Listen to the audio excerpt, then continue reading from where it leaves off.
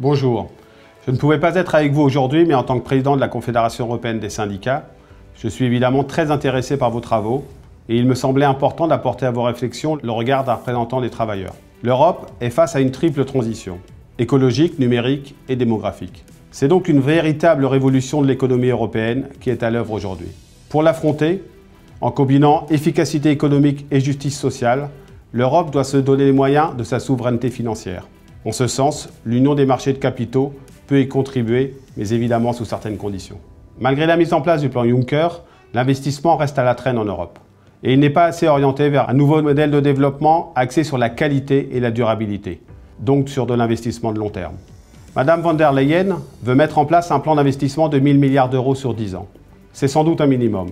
Mais pour y arriver, il faut articuler investissement public, certains pays en manquent cruellement, et investissement privé, en permettant notamment aux PME de se financer plus facilement sur les marchés financiers de l'ensemble de l'Union européenne, mais également en élargissant la possibilité d'investissement des épargnants dans l'ensemble de l'Union européenne.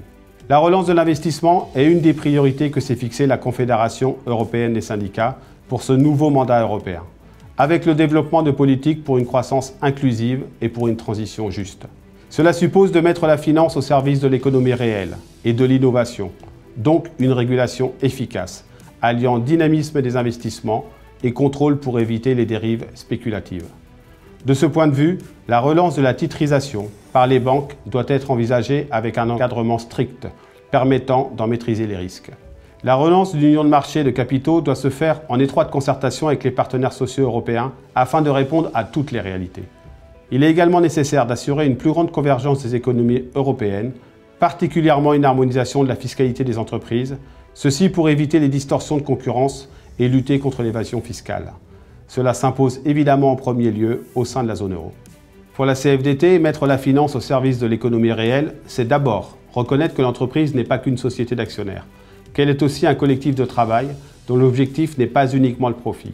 Cela doit se traduire dans le management et la gouvernance des entreprises. En Europe, ce sont les pays où le dialogue social est le plus développé et où la gouvernance des entreprises associe le mieux les travailleurs qui enregistrent les meilleures performances économiques, sociales et environnementales.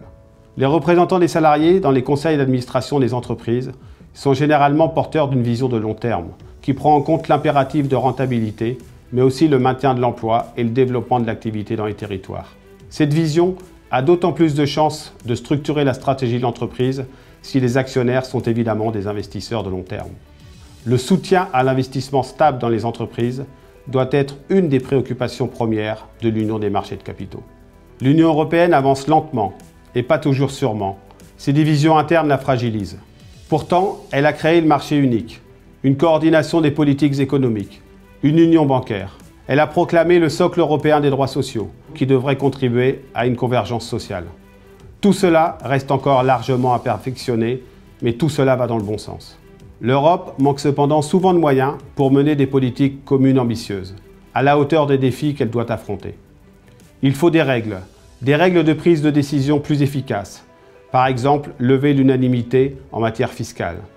Mais il faut aussi des moyens financiers accrus, budget, euro-obligations, marché de capitaux. Si elle s'unit vraiment, l'Europe peut exercer une influence déterminante dans le monde.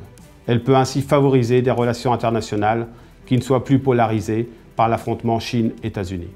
C'est tout ce que je souhaite à l'Europe.